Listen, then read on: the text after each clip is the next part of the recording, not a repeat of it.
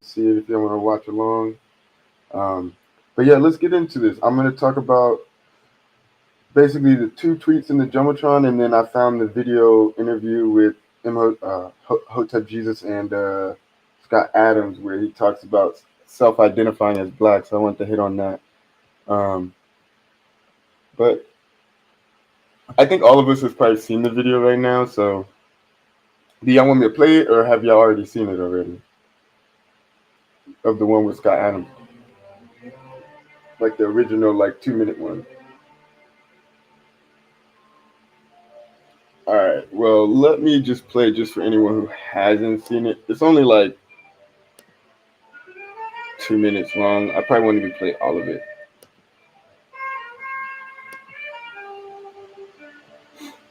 but at least to give you an idea, y'all, what type of junk he was talking about.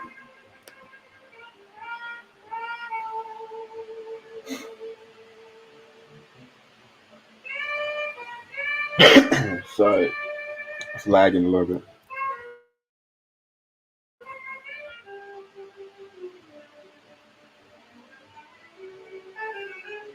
Oh, come on. Well, maybe play the YouTube one first, real quick. While this loads. Twitter's being janky because I'm trying to play a video from that we already posted.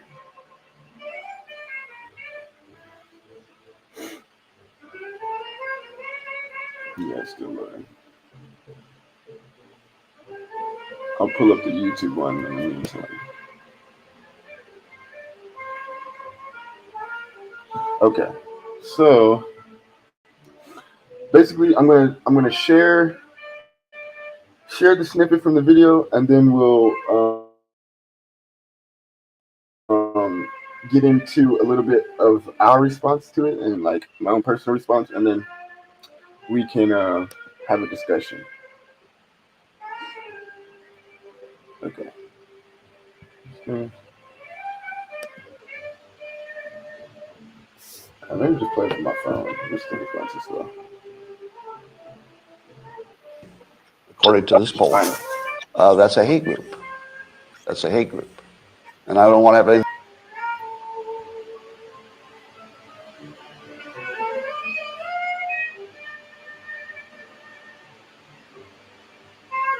Yeah, Twitter is just being janky. Let me do it on my phone. To do with it. And I would say,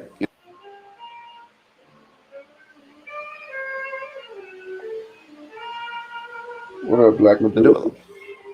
And I would say,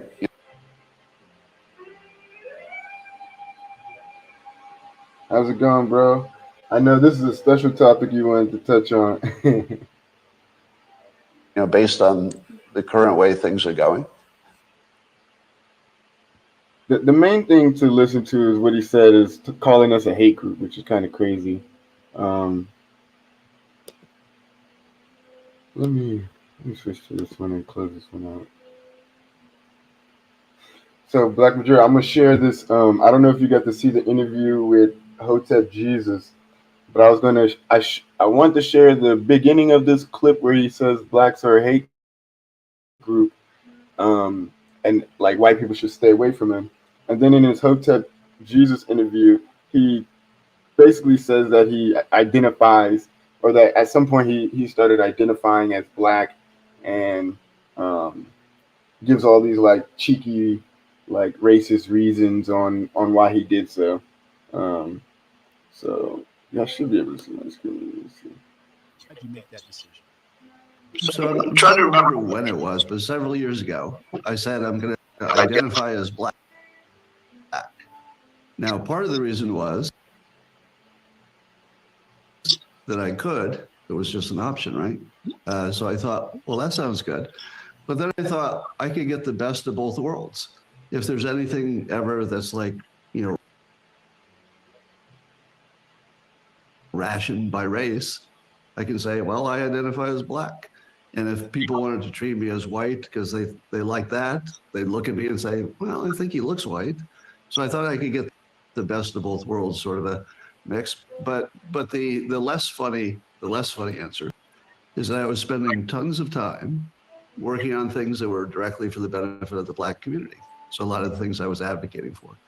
So for example, a lot of people don't know that I'm left wing.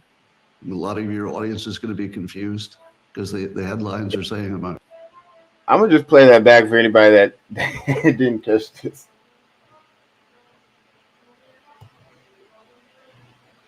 Before we get into that, I want to ask you something. This is my own personal question. A lot of the other questions are from reading the room, seeing what people are saying. But what I want to know is the identifying as Black.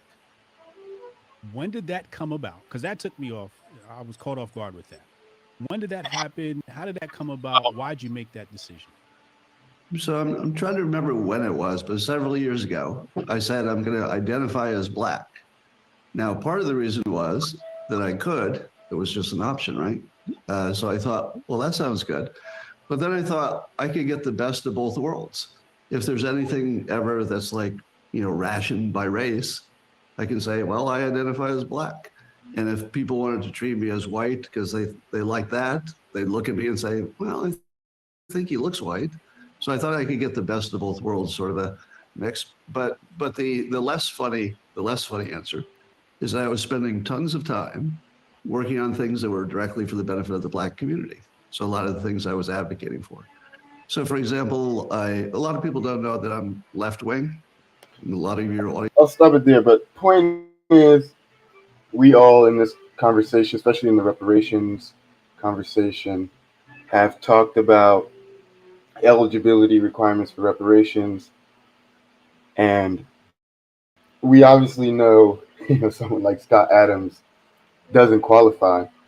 But this little clip speaks to the mindset that he has. Not only what he said earlier in his other racist clip, but in the interview of him trying to clean up his racism, he makes more racist statements like this. Like, I just thought I should identify as Black just so, if there's anything, given out on the basis of race that I could qualify. He said I could have the best of both worlds.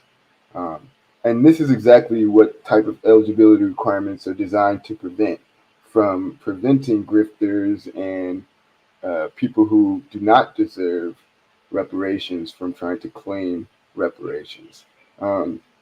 So I haven't heard many people talk about this part yet, because I think most people we're talking about the overall clip.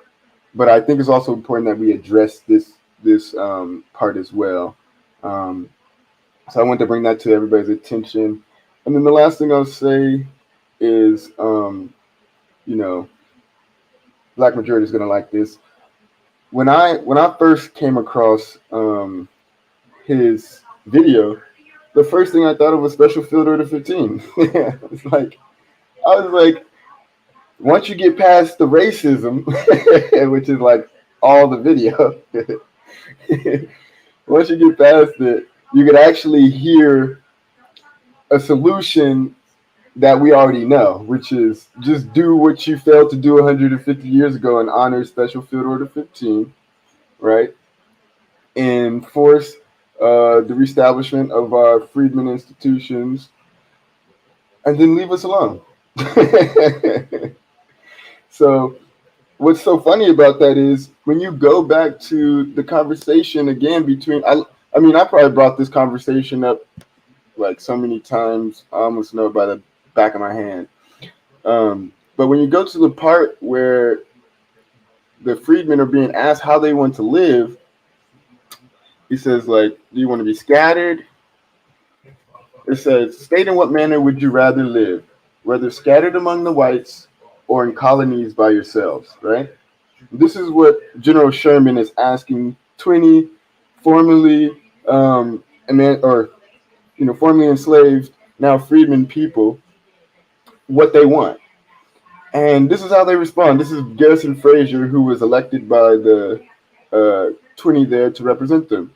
He says, I would prefer to live by ourselves, for there is a prejudice against us in the South that will take years to get over. And considering that it has not been gotten over, those years means like 150 years plus, right? That's basically what he was saying in that moment, knowing even till this day that that prejudice has not gone away, right? So he says, but I do not know that I can answer for my brethren. He says, Mr. Lynch says he thinks that they should not be separated, but live together. All the other persons present, being questioned one by one, answer that they agree with Brother Frazier. So 19 out of 20, 95% of them agreed that they would prefer to live in by ourselves, essentially, not having to deal with others' racism and prejudice, essentially. And the question right above that they answered that was never followed through on to its full extent is state in what manner you think you can take care of yourselves and how you can best assist the government in maintaining your freedom. The way we best can take care of ourselves is to have land and turn it and till it by our own labor, right? We want to be placed on land until we're able to buy it and make it our own. Now, both of these questions and both of these responses made very clear how they wanted to be treated, how our ancestors wanted to be treated, and how things could have developed till this day. And we obviously know those things weren't followed through on. And now we got the descendants of the people who betrayed that promise, Scott Adams, complaining that their ancestors didn't uphold their part of the bargain. So that sounds like almost an internal family issue. But in general, if we're going to really acknowledge anything he says at all, we have to say, well, why don't you just call for the immediate enforcement of Special Field Order 15? Why don't you call for the Freedmen's Bureau Act to be reinstated and the Freedmen's Bank to be reinstated, etc.? So that's where we have to kind of draw the conversation, because they're coming with complaints and not solutions, when the solutions have existed for over 150 years. So I wanted to kind of share that, and we get into some conversation about all of that, along with the whole Scott Adams trying to self-identify as black and what that would mean for reparations. But yeah, Black Majority and A Boogie, what are your thoughts? I'll try to send some mics out.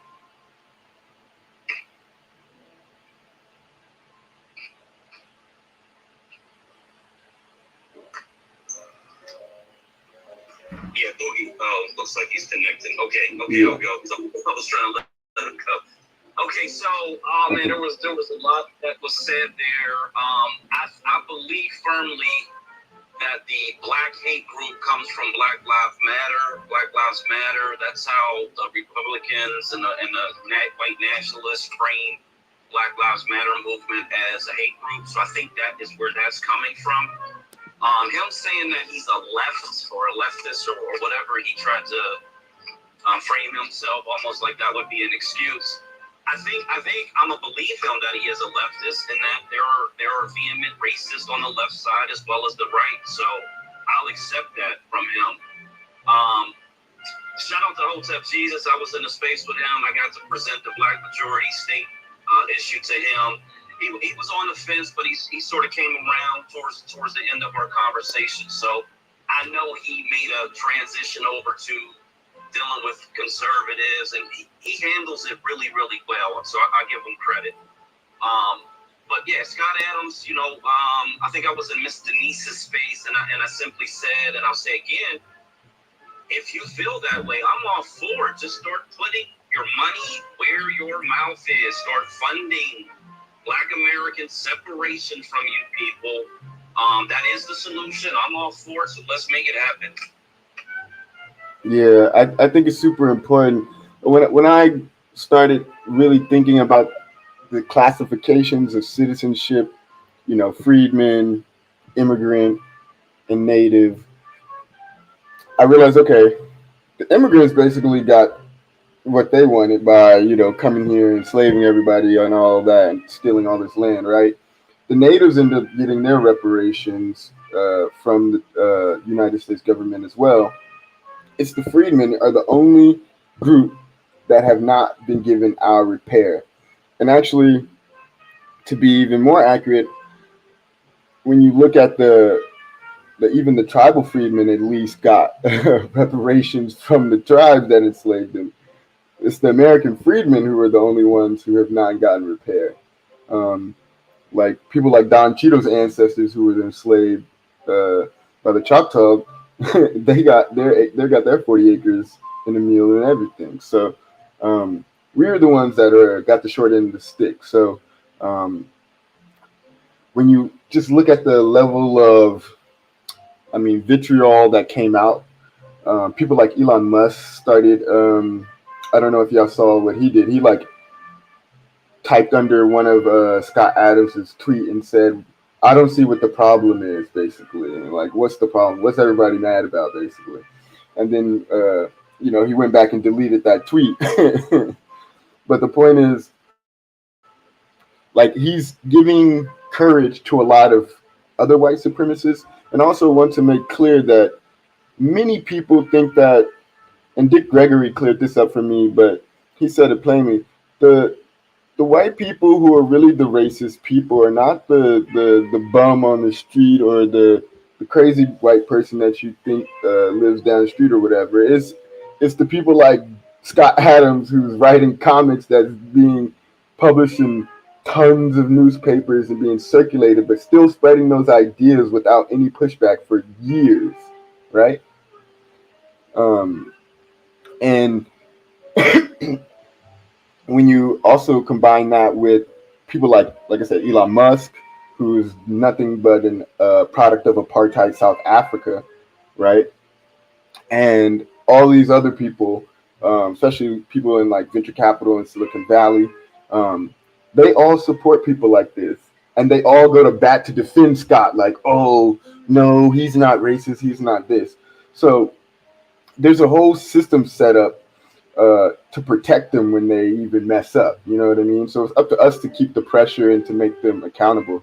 But yeah, going back to just the goal, we need to get back to enforcing the Special Field Order 15. I think it's probably the most important in this context. Hey, Boogie, what are your thoughts? I know you have to come back up here. Yeah, man. Thanks for the space. Shout out to everybody in the room. Man, I really don't even know how to feel about it, because it's just like, I experience this stuff every day with people that I work with. It's just, they're so blind. They have so many blinders. And, I think with Trump and everything that's going on with society now, it's just everybody is just showing their true colors. They can't hold it back, or they running one hell of a psych op. So yeah, I really don't have too much to say, because I'm like, at this point in my life, I'm really not surprised by what happens. I'm just kind of surprised that they are being as bold, like they're going out on their own platforms and just saying whatever. And I don't know, like, they know cancel culture is kind of a thing that they created, but like I don't know if they don't expect the blowback or what, or that's why I feel like I don't know what's going on, because is it a psych op? Because y'all just going out online on your platforms and expecting no pushback in this social media era. So it's just kind of crazy to me, man. So I don't really have too much to add. I think Black Majority kind of hit it on the head as well. So yeah, man, I think it's also kind of crazy that like he says he's identified as Black and all these other things, but he doesn't know about Special Field Order 15. Like, you're supposed to be this uber intelligent person and have all these benefits and things of that nature, but you still got blinders on. So it just amazes me that these people are allowed to reach the positions that they attain, and yeah. But like I said, I deal with these type of people every day. I had a situation today where it's kind of like, you got blinders on, like, yeah, man. that's it, man. It's just kind of Yeah. interesting and crazy at the same time. It's crazy as hell, man. I was thinking back to this, and I was right when I started looking into the video. I don't even know some of these people, but like almost every person, when I was trying to click on the video and try to find the right one, almost everyone was like, "Well, we knew Scott would do this eventually." Like, it's almost like apparently he like does these like hour-long live streams where he just rambles for like, I don't know if it's a weekly thing or a daily thing or whatever, but um, it's some frequency like that. And everyone has said like he says crazy stuff like this all the time, but it hasn't been as overt as when he said like black people are a hate group type thing. Um, so people, none of his audience were surprised. They were almost expecting it to happen at some point. And I think that's the other part about it. Like these people hide in plain sight oftentimes, and it's not like they have this. They're not good at hiding it. You know what I mean? In the sense that like it's going to slip out. They just the racism just boils over. You know what I mean? It's like when you're trying to boil water and it start coming over the top. It's gonna come out somewhere. So yeah, they always get themselves in trouble. They always shoot themselves in the foot because at the end of the day, they want to express these views without, you know, fear or reprisal, right? Like it's almost like a badge of honor to them. You know what I mean? And so he probably didn't expect the backlash from like all the Dilbert stuff, but he made the excuse like, well, he said something like, if I had to choose between Dilbert and free speech, I choose free speech. That's not free speech. That's hate speech, bro. There's a difference between hate speech and free speech, and that's something a lot of people need to remember as well. And so, yeah, I hope he loses everything because he definitely doesn't deserve what he's earned in terms of money from like peddling all this racist stuff for this long. It's amazing it's gotten spread at all. Art, did you get the chance to watch the clip? Yeah, I feel like the Dilbert thing is, in my humble opinion, is focus is not on the thing. I think that the thing that's getting most traction against the reparations movement is people like Mr. Dom. I posted it in the Jumbotron. And it's not, some of the stuff he says is valid, some of it you might not find it valid, but I posted something, he had said something about reparations. So then I brought up Viola Fletcher. You're not familiar with her. She's a 107-year-old woman who cannot get recognition, let alone reparations. There is no age or time limit excuse on her. You know what I mean? Yet she hasn't gotten it. And so I said that if you look at that thread, he deleted that. I got him to delete it. But then if you go to the next slide over, he made a whole thread that I think you guys should probably read because it seems like, and he's not the only one, so I'm not trying to disappoint Dom. And I think he's a lot more logical and realistic about conversations because he does do his research as opposed to other people who just irrationally act like conservatives, if you know what I mean. So, but like, if we don't counter this narrative, it will grow. You can see the like cities getting going already. So, I think we need to stop focusing on the Scott Adams of the world and focus more on the Doms of the world. Just more or less because they look like us, and that's a bigger threat in my opinion. So just wanted to add that. Yeah, no, it's a great point, and I think we definitely push back against that, like every African American, and I assume when he says African American, he means African immigrants as well. That's basically what he's saying. He even has video footage from over in Africa. He is very thorough, so if you come out here, I'm going to have receipts. I will say that. I'm dead. Yeah, now we got receipts for days.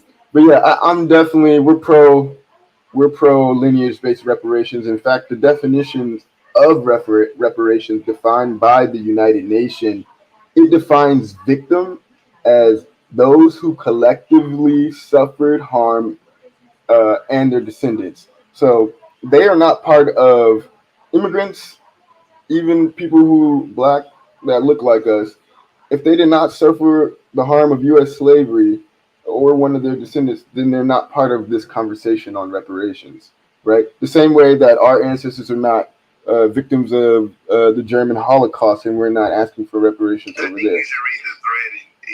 He makes your same point, Yeah. except for the white people. Just you should read the thread. Okay, yeah, I'll check it out after this. But yeah, the other thing that we talked about is Special Field Order 15 and how, if Scott Adams is so kind of belligerent about this, then he should promote, especially if he's saying, "Oh, I'm a leftist and all this." Well, if you're a leftist and all that, then support Special Field Order 15, support the Freedmen's Bureau and Bank and reparations for the descendants who experienced the harms of U.S. slavery. That's a really simple solution. Go for it, Black. Okay. Hey, let me shout out Art and let me apologize to Art in a public space, in a recorded space. We had a situation where I had back-to-back issues, and I just was like, I can't take it anymore. But shout out to Art. So the Dom dude, I've been in a couple of his spaces. I was in a space recently, and what he does is he lets these white accounts say the most disrespectful shit, and it got so bad. Like normally I could listen to it. Yeah, so normally I could listen to it, but it got so bad that I just had to bow out of that space, man. So I glanced at that thread, and as soon as I recognized that he was saying every African, I was just done with anything after that.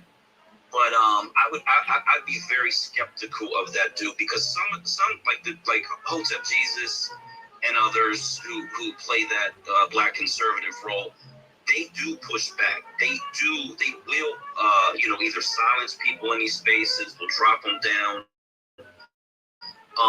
But this dude to me is more like a Jesse Lee Peterson type who is so dependent on white energy that he'll just let him get away with anything. And Jesse Lee Peterson was one who jumped off the porch in support of Scott Adams. That fucking tweet is so. It's like, man, it's like this dude grew up in the fucking 1700s, begging massa for a few crumbs. It was really, really pathetic. But yeah, I just wanted to say this Dom dude, somebody you gotta watch him because I really don't trust that dude. Yeah, it's a great point. I'll pass it to you real quick, Art. It's a good point because what's crazy is we let so many things slide. I think as a community, especially with these coons like Jesse Lee Peterson and et cetera.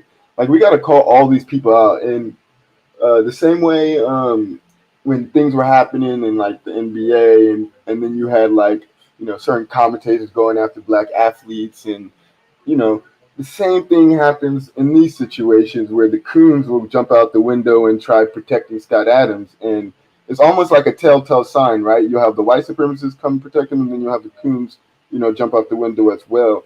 That's one way to identify them.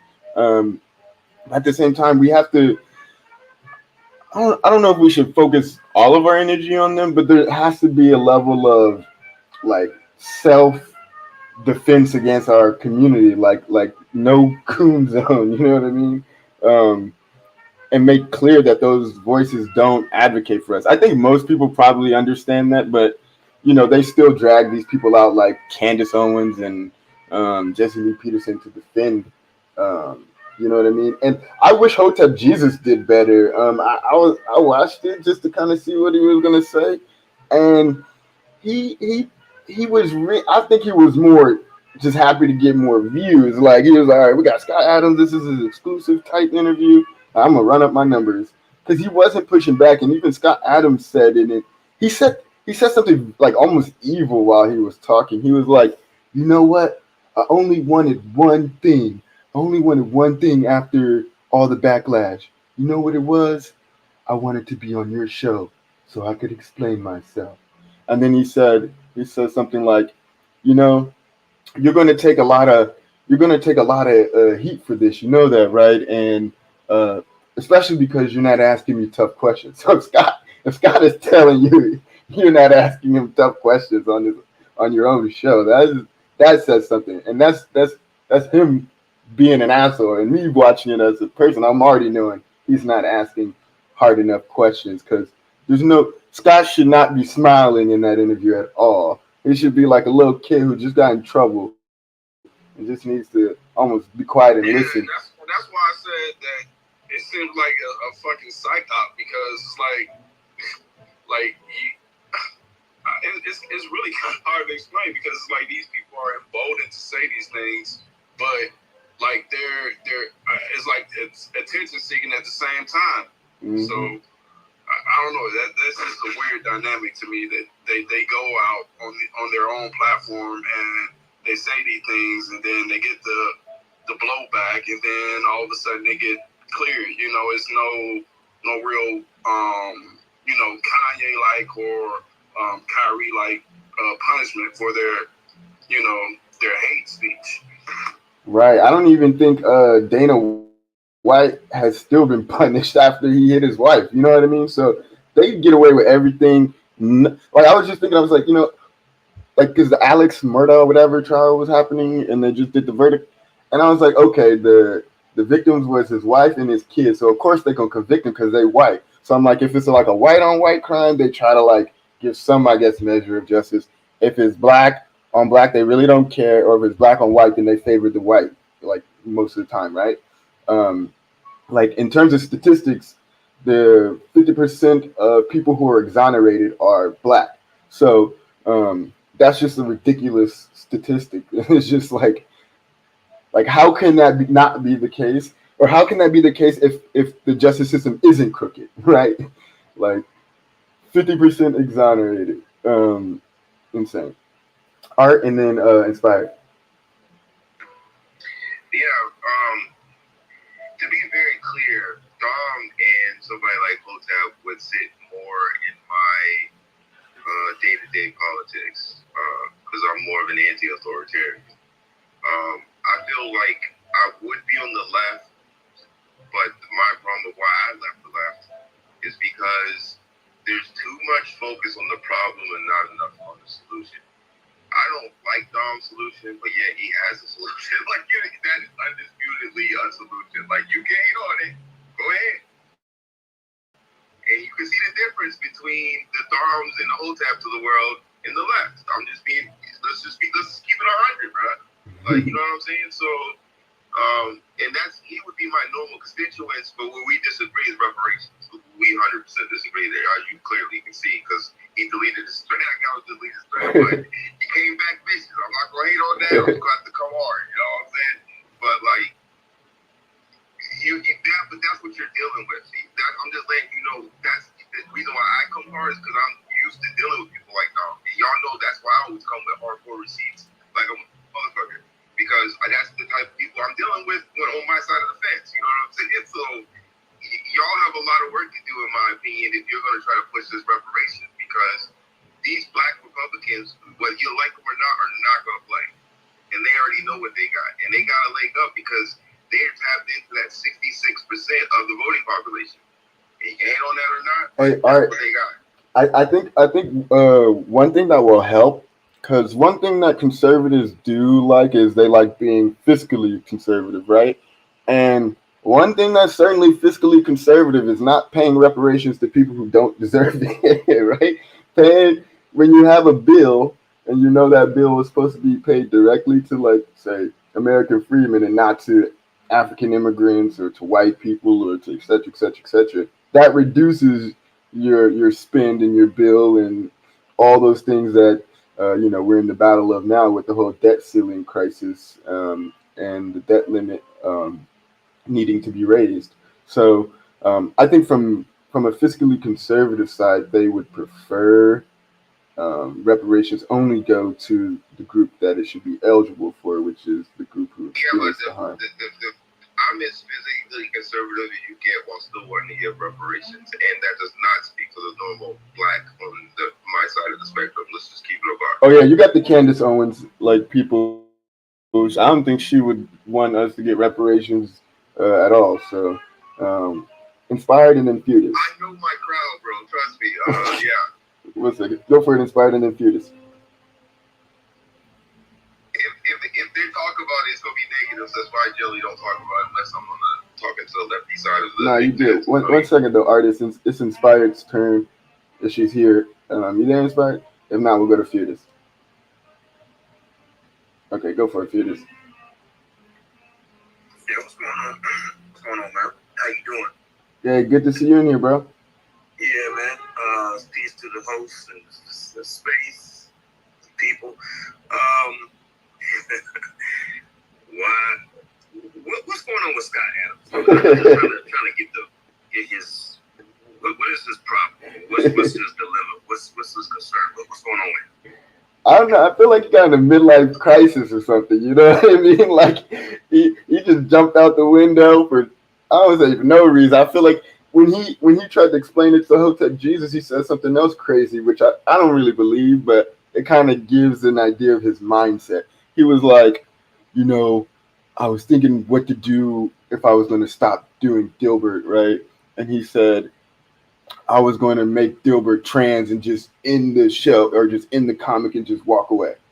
That's what he said. So if that's his mindset, that's the type of he's just jumping out the window on anything. And this is the thing that he really wanted to say. You know what I mean?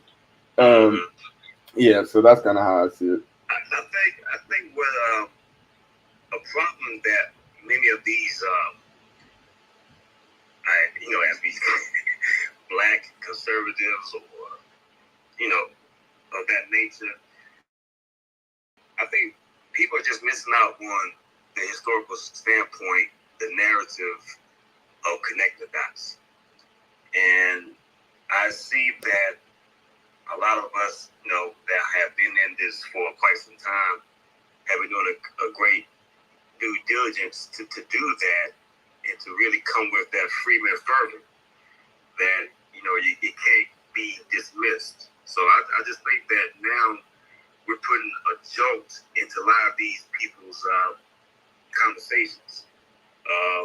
We're like that, the missing piece to the puzzle, but it's like, this piece, you need this piece to the puzzle so that we can work on the next frame of work with history. Stop saying critical race theories or critical race history.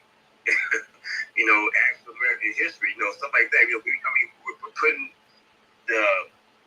things back in place, and people have been used to things not being sorted right, and they're looking for somebody to be so scholarly as far as a PhD, but we're like people off the street that just are learned and are ready to, with our chest, a big chest to show and prove. Because now it's just like, look, don't tell me about being a PhD the way we can't cite you. We cite all the time. But, now is that time, like I was telling you, man, I said, look, man, you need to put that partner.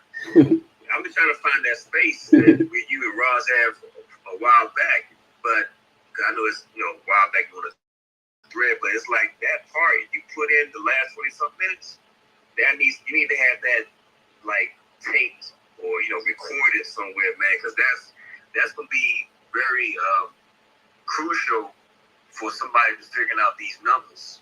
It's not just about money and stuff, man. It's about, man, the numbers. It's about getting things back in place. And I think, like Brother Naeem said a while back on the space, he said, man, look, man, MLK was our Freeman King. But if it was for him to really induce the 60s, 20th century, he would have just went straight back to the Freedmen's laws, all the Freedmen's Civil Rights Acts, from the 19th century. Everything would have gotten back in place from that point, and we could be right now probably talking about reparations in it. You know what I'm saying? We're really in it. But it's all good because we on a good pedestal right now. But it's just that we're able to know how to critique, man, and be critically in conversation. It's just now it's time for it, man. We got everything in place, man. We just gotta just keep pushing how to engage with just common folk and common people. And it doesn't matter who they are, because, I got this thing. I don't want to talk long, but I was going to say this. This is a white guy. I know he says, people, he said reparations would never happen because people are mentally bankrupt. So I said, okay. so I asked him directly to him. I said, so what about you? I looked at dead in the eye, but he wouldn't respond. I said, so what about you? Do you see reparations coming full stream for the people that are this owed to? And then he just kind of like chuckled, but then he didn't say anything. I said, oh, I see that you talk about your damn self. But you find these people, man, they want to showcase a certain term, mentally bankrupt. Nah, what about you? Let's just direct this attention onto you. You know what I'm saying? So look, man, I don't care who I talk to. You know what I'm saying? I'd rather talk to people that look like me, but it so happens that I do talk to people that look like me, and I get the most contention. Because, we've been displaced, man. We've been displaced and insecure, vulnerable, and we just trying to find our way back. We kind of like, we see something seems like it's new, we have a way of wanting to just throw it out the window and stick it to be bad or something, but not really, don't judge by a book by its cover. Go into that book. Go in. No, don't judge somebody by face value. Go in to figure out, what's more to that person or what's more to that book. You know what I'm saying? So I think, man, like I said, man, we're in the best time right now, and it's just about that time, man. Just keep pushing, man, because Freeman on the forefront, and it's a good thing, man. It's a real good thing. So Thank you, Fearless. Hey, you made me think of something deep when you said that, because I've been trying to put these timelines together in my head, and the W.E.B. Du Bois history helped a lot, because if you basically go from Douglass to Du Bois to King and Malcolm and et cetera, right? So Douglass and Du Bois all understood,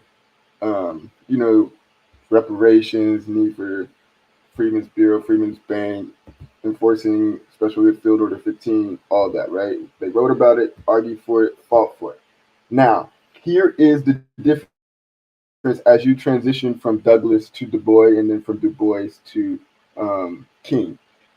From Douglass, he was old enough that he could vote during Reconstruction. W.E.B. Du Bois, he, even though there was a period between like 1868 to like 1877 where he was alive to vote, he was not eligible to vote yet. His voting age, he hadn't reached his voting age. By the time he reached his voting age, the voting, basically civil rights and Reconstruction was over. So by the time Du Bois was an adult and could vote, he could not vote, even though he lived through that growing up, right? So this is where I had to put the timeline together. Then you have when he's writing Souls of Black Folks and says, we want a permanent Freedmen's Bureau with a national system of Negro schools, freedmen courts and banks and all of that, right? When he says that and he talks about it, he literally also talks about why this fight is for the future. Because he doesn't have voting rights. So he's basically fighting at that moment to get the voting rights back, right? Because the people who just took away all those things are not going to just vote again to give you those things, right? Especially if you no longer have control over who can be your representative. So he was there.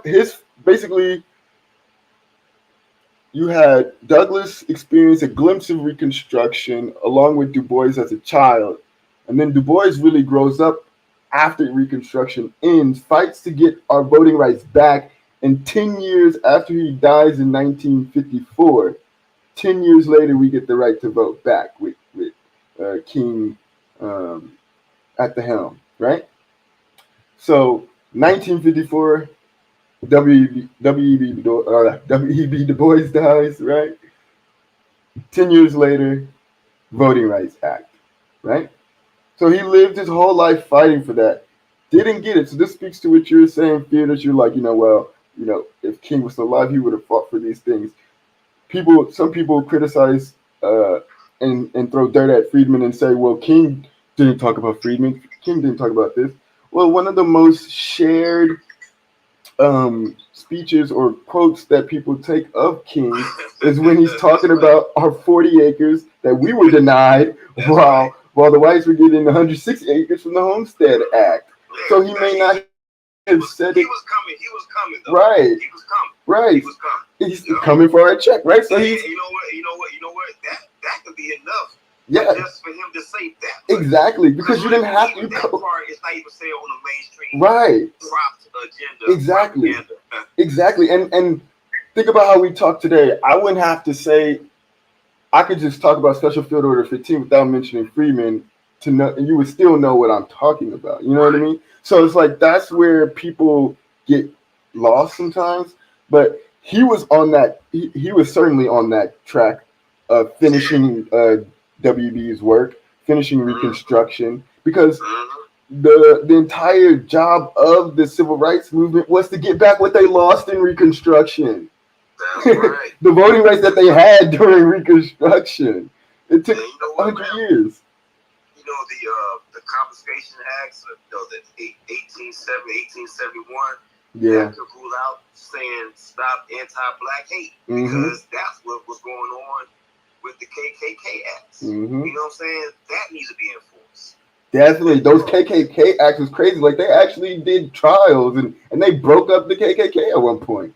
And basically it took the Birth of a Nation movie to resurrect the KKK after they were destroyed during Reconstruction. So, I mean, this history, again, it gets muddled and we get this like very trashy, like, McGraw-Hill version. But the point is like, yeah, we get the cheap knockoff version, but the real history is rich and something that can't be denied. You know what I mean? So, whether it was King or X, they would have finished their work, and then now it's up to us to finish it, right? Because the baton has been passed through them to us, so it's up to us to finish the job. Hey, I want to just put this out, man. I know a lot of people still have this, not just in their bio, but they have this in their psychic now. They'll say descendants of slaves. Descendants of slaves. They may not say descendants of slavery from the hashtag, but you have to be. You said you have a great pivot to see in saying descendants of persons emancipated, which deals with who the American freemen are, because you were in line to the 13th Amendment, which is the supreme laws of the land, and your 14th and 15th, all that stuff, man, deals with you getting stuff back. You cannot get anything, keep saying descendants of slaves, because look, most of the time you're not going to find anything with just saying slaves. You're going to find things dealing with the 4 million freemen that came out of the slavery into Reconstruction, and they are on the census from the 1870 or the 1880. You know what I'm saying? That's where you start to see where you're catapulted of being touched, being researched. You know what I'm saying? Everything is in our favor, man, to just start speaking the right stuff, because I think we got caught up some years ago with saying, it was like the movement, but descendants of slaves, descendants of persons emancipated. Because you got to be in line to what you are in right now, and you got to demand that. Stop. I'm not saying it like somebody doing it, but I'm saying just stop lagging behind the curveball when you can be in front of it, and you had your chest out a little better because you're talking the right talk. Mm-hmm. You know what I'm saying? Freeman, emancipated. be in line, man. The contrabands, all that stuff that we did, man. We got to this point. So you gotta promote it. You gotta demand. You got to demand who you are, just like you graduate out of high school or graduate out of college. When you become a graduate, you are no longer a freshman, sophomore, junior, or senior. You are a graduate, meaning that you had those badges or the cultivation of coming through the school of those different names and the different grades. But now you're a graduate. You gotta let people know, look, I'm a graduate. I don't have to be called that anymore. You know what I'm saying? I don't have to be called descendant of slaves anymore. You are the descendant of emancipated people, persons. So demand that and let it be known. That's your history. Mm-hmm. And you gotta be glad for your history to be known that what you've done in this country. Ain't nobody got that. Nobody else has that but the American freedmen. From the damn Three Musketeers of Townsend, Baker, and Mallory, for what they did coming out of Fort Monroe, you know what I'm saying? Everything that paid us back to what we did, because man, we was on the guild of going for our freedom, fighting for it. Can't nobody have that as far as their history, man, in this country, man. Zero. Let me tell you two things that kind of inspired me this morning.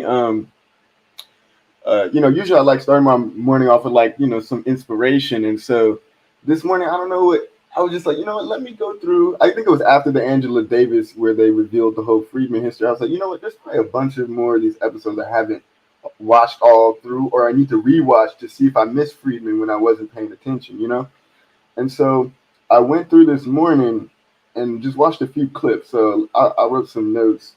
The one on Questlove's ancestor was one of the last from Africa to come here, and they got a photo of him. I thought that was pretty cool.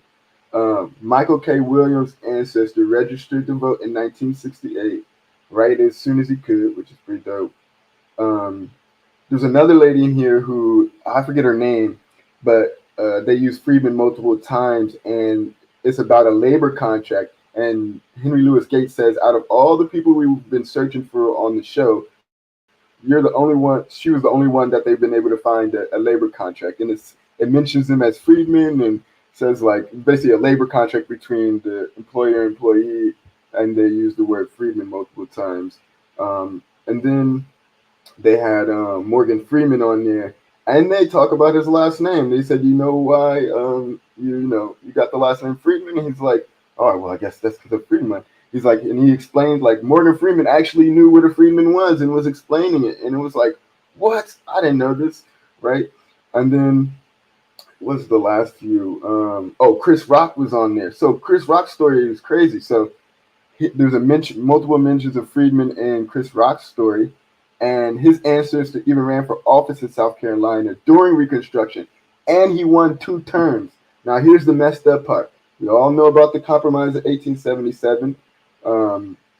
This was basically one of the official ends of Reconstruction, where the Democrats and Republicans, in order to settle a dispute over the presidential election, they came together and decided that they would remove the troops.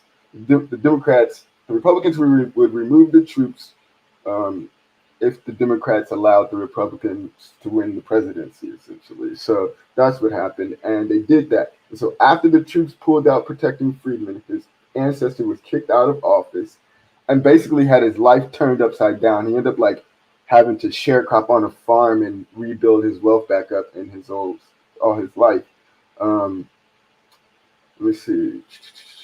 But yeah, so I just, those stories alone, just rewatching, going through those clips, I'm like, oh my goodness, so much history here.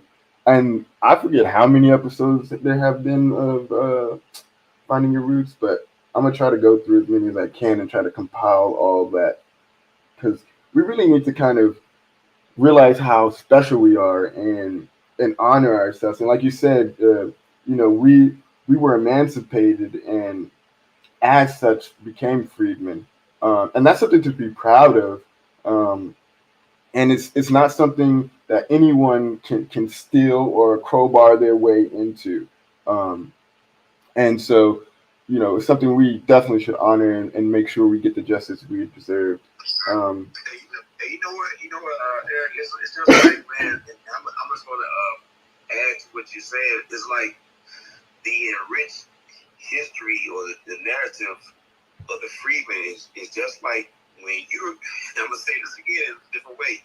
When you graduate with a engineering degree from a college, you are now an engineer because you studied from your previous grades and with that name.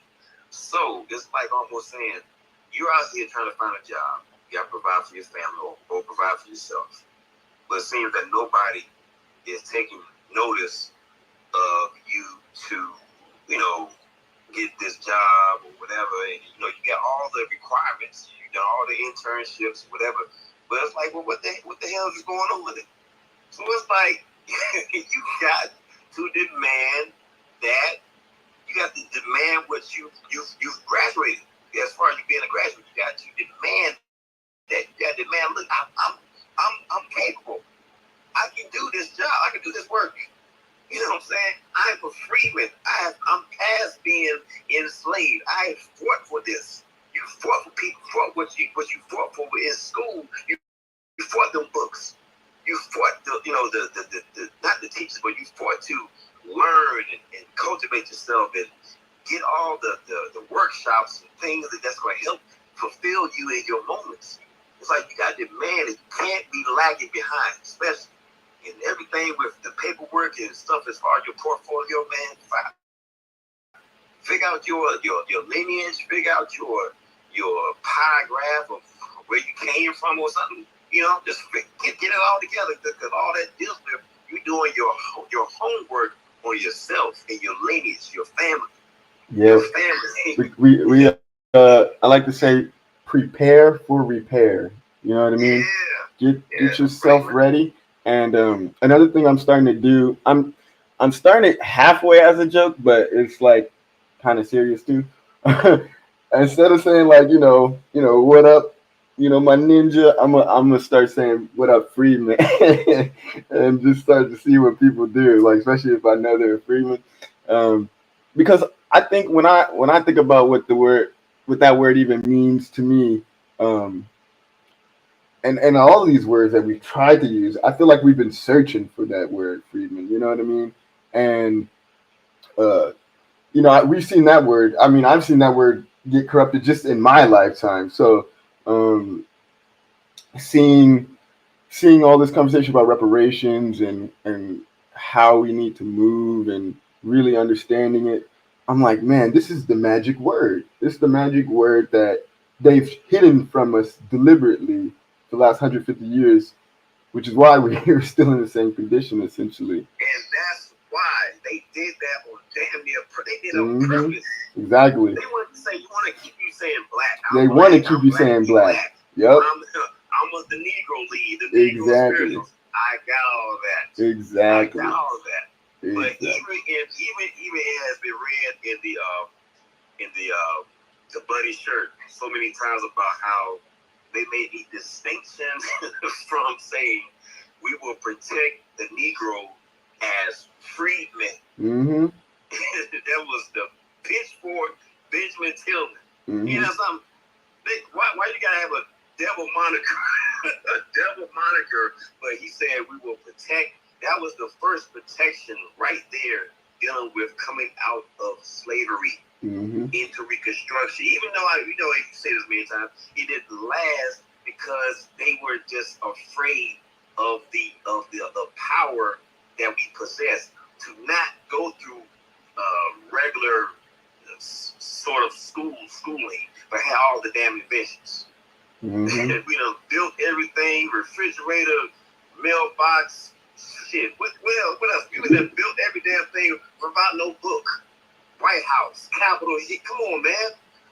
We did all this stuff. Yeah, everything, man. Man, you better be proud of that. Right. I mean, we can go to school, but I'm saying, man, the public school system. Mm-hmm. And people gotta be, man, you gotta be proud of this moment, man. It's a proud moment. Definitely. Even though you have this steam of fire, you want to just steam on people. But I'm saying it's a proud moment, man, when you got your head on right and you know where it's going. Definitely. Yeah, definitely. I feel like we're going in the right direction. We just gotta keep marching. And also I want to put this on everybody's like mind. Tomorrow is March 3rd. And that probably seems obvious, right? But the reason I'm saying that is it'll be the anniversary of the signing of the Freedmen's Bureau Act into law, which most people don't know included your 40 acres for everyone, not just Special Field Order 15, which people claim was only for a small group of people, so they can't get away with that lie no more. The Freedmen's Bureau Act was passed by Congress, signed by the President Lincoln, same day, March 3rd, 1865. Freedmen's Bureau Act, with our 40 acres, two freedmen, the word freedman is mentioned, says each freedman will have a plot of not more than 40 acres. And then you also have the Freedmen's Bank Act, signed the same day. And that's where we get this beautiful definition of freedmen that we can not only use today, but we can even upgrade to Fearless's point. In the Freedmen's Bank Act, which is a bank solely for us, so all the haters who like to say, well, the Freedmen's Bureau Act included refugees and abandoned land. Well, the Freedmen's Bank did it. It only talked about us. So now what? What's your excuse now? Nothing. They can't say anything. So they move on and they go with lies. But in the Freedmen's Bank Act, it says, persons heretofore held in slavery in the United States or their descendants. That's the definition of a freedman because that's who the bank is for. That's what it said in the charter, right? And in that definition, they don't use black, they don't use Negro, they don't use color. They say persons heretofore held in slavery in the United States or their descendants. Now, the only way I would improve that is just flip the slave with emancipate. I would say persons heretofore emancipated in the U.S. or their descendants. That's the only way I could make it better. But the point is, that's like the best lineage-based definitions that we could get. Everybody's been searching for words that have been written 150 years ago. A lot of people are using these cutoff years, like 1900s, 1865, et cetera, et cetera. But all of these have small loopholes, unfortunately. So we want to make sure, like, let's just use the right definition and then focus on, again, like the lineage-based reparations. But I do want to start wrapping up, so I do want to get to last thoughts, give everyone a chance for last thoughts. Fearless, any last thoughts? Then I'll go to my co-host. My last thoughts is I am a dope citizen of America, which is American freedman. And dope means descendants of persons emancipated. I'm going to ride with that until I get out of here on this earth. Ain't no other hashtags. Hey, I'm dead. And this is how I ultimately see it. You should be able to identify however you want personally, but as long as when we get this check, we all on the same page and not fighting, in front of, it's like you're going to court. You don't want to be arguing with your defendant, you know what I mean? Or with your co-defendant, you know what I mean? You want to be on the same page. So when we walk into that, to the Capitol, or when we passing out legislation to Congress people to try to get it passed or whatever, that's where we gotta all be on one accord. But I even made a joke the other day. I was like, I said two jokes. I was like, one, just to troll people, like how you just made dope. I actually like dope because it's kind of funny. But I made like FBA. I was like FBA DOS. I was like, somebody gonna come up with that anyways.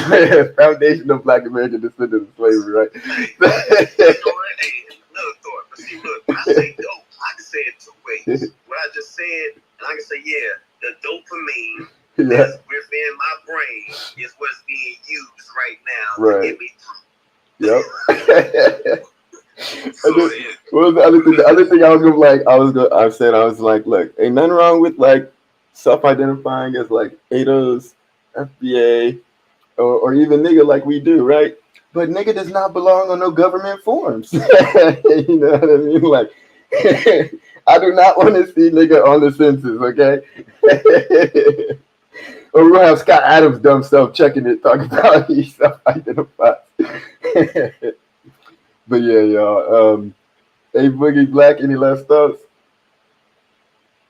No, man, I ain't got too much to add.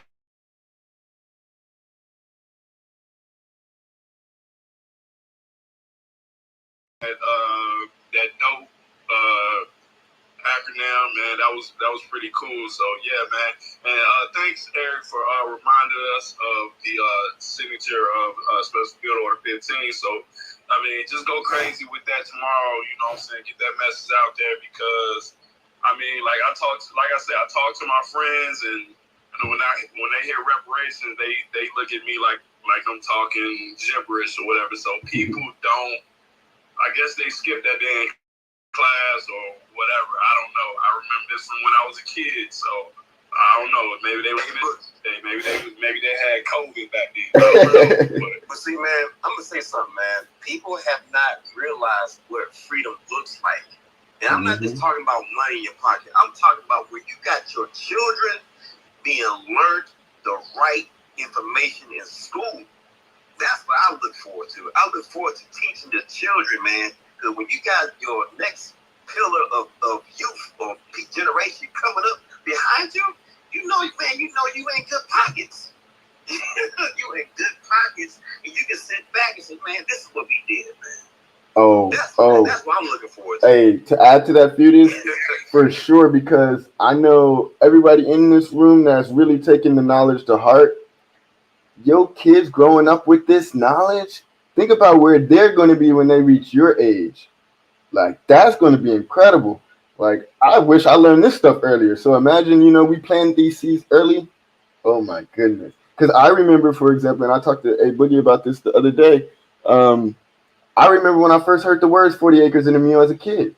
That's what stuck in my head. You know what I mean? And I've always, not searched physically for it, but I spiritually yearned for it. And when I got of age and got mature enough, I did everything in my power to figure out how to bring it about. So I think when we plant those seeds early, they really stick. So please teach your kids these things and make sure that they're up on it. Go for it, Black. Okay, yeah, thanks for holding space. I appreciate it. Shout out to everybody who spoke. Fearless, A Boogie, obviously Eric, and Art who left the room. But yeah, I mean, it's like one of those things where you're constantly learning, growing, evolving. If you don't evolve, you will be left behind. So I encourage everybody to keep evolving for sure. Yes, don't stop learning. Always something new to learn. Every time I think I've reached everything I can learn, I'm like, nope, here's something new. so it's always going to keep happening. There's nothing that you can't learn if you haven't learned it either. So don't feel like it's impossible either, because I think a lot of people get discouraged in these terrible school systems. But yeah, keep your hopes up. And I'll remind everyone, Friday and Saturday are the California AB 3121 hearings. We'll try to live stream it on FNN so y'all can follow along. But also tomorrow, like I said, is a special day. I think it should be Freedman Day. And even if it's not official right now, I'm going to celebrate it as Freedman Day. Because the Freedmen's Bureau and the bank, the courts, the schools, the hospitals, all got created on the same day with those two acts. And because people like to mess up this timeline and mess up the order of events, everyone says that Lincoln got assassinated for the 13th, 14th, and 15th Amendment, right? Isn't that what we're all told? Well, how can that be when presidents play no part in constitutional amendments? So that's one huge lie. The second lie is that timeline. Not only does Lincoln have no legislative role in amending the Constitution, presidents have no legislative role in amending the Constitution, but in addition to that, timeline-wise, Lincoln is killed 5 weeks after tomorrow. No other event, the 14th, 15th Amendment hadn't even been introduced yet, right? They wouldn't be introduced for another, 14 wouldn't be introduced for another years, 15th wouldn't be introduced for another 2 years. And then the 13th Amendment wouldn't be ratified until December. How many? 6th. Yeah, December 6th. That's so many months after he was already assassinated. So he was killed 5 weeks after signing the Freedmen's Bank and Bureau into law. That's why he was killed. He was not killed. It went through the Senate in April of 1864 with a back and forth. Mm-hmm. So then it came to that last day, January 31st. Mm-hmm. He signs it over February 1st for it to be pushed through the House. Mm-hmm. Then, And then they like go I back said, and forth. You go back and forth and see. You know what? I'm gonna tell you something, man. We as a people, and I'm gonna say we, hopefully, as being in a safe space to say it, the American freedmen are the ones that are making people come to speed of being humane. And I really mean that shit, man, because we make it so fit for anybody to be here in this country and to have all the whatever luxuries. But what I'm saying is that we make it fit for people to understand and comprehend what it means to be an American, and not just and then to be even better, an American freedman. Mm-hmm. So when you come up on us, it's like you getting like the gold, the titanium, platinum all together. You can't help but to put us on that pedestal, man. But I'm just saying, man, we know that even with Black History, man, make it so that Black History Month is a reset to enrich on more learning about this history in this country. That's where it's supposed to be. I mean, and then, February 1st, that's where it started. But I'm saying, get enriched, man, because look, you cannot have anything in this country surviving without the talk about us first. Mm-hmm. And hell, it's sad that damn near the first part of time is called seconds. You know what I'm saying? First part of time is called seconds, but it should be called first. Now, one of them did that. It's true, man. But yeah, man, we need to get in reset mode when February comes around. February 1st comes around. It ain't like it's over. No, you're gonna learn some more about what's going on, what happened, until we get reparations. You're gonna keep learning. Mm-hmm. Take life as an acronym. Learning is forever. You're gonna always learn something. Always. I don't care if you're 95 years old. Even when you're a griot sitting in your rocket chair talking to the people, you can still learn something. Mm-hmm. But be as humble enough to say, look, I'm glad I learned that. I'm glad somebody told me that. But look, I'm gonna give y'all this. I'm gonna give y'all that. You know what I mean? Just stay humble. Stay humble, man. Everything will be good. Shoot. Definitely. People like Dr. Darity and Kirsten Mullen inspire me in that sense because they are, much older than me. I'm 28. Darity's like 69, going on 70. And, I'm just impressed that not only his mind's still sharp, both their minds, him and his wife's mind are really sharp. They can use technology. Like he's on Twitter. He be tweeting more than me sometimes. I'm like, God damn, Darity. Like, I just be seeing Darity just blowing up the timeline. I'm like, damn, Darity is busy. So, that, his work ethic and, the intergenerational being able to give back to the youth. So if he can do that at that age, and I've seen other people do that as well, obviously his wife's another example, like I said. So, Claude Anderson's another great example. Even at his age, and his health, he's still pushing that knowledge, and those people are just inspiring to see. So, if they can do it, we can do it, and we have a huge job to finish. So, we're not short of work. So let's keep going. And again, happy early Freedman Day for tomorrow, March 3rd. Meditate on your 40 acres. Meditate on how we can speed up the path towards reparations, and dream about it tonight so that you wake up with some answers. All right, y'all. Y'all have a blessed rest of your day. We'll be back tomorrow, live streaming this thing, that AB 3121. And we'll probably just have if we have a space, we'll be about that. But I think it's going to be like 8 hours or something. So it'll probably cut through what time I usually do the spaces. So we'll focus mainly tomorrow and Saturday on the hearing in California, just so we can share that out with everybody. But yeah, everybody have a blessed rest of your week and stay safe out here. Bye. Peace.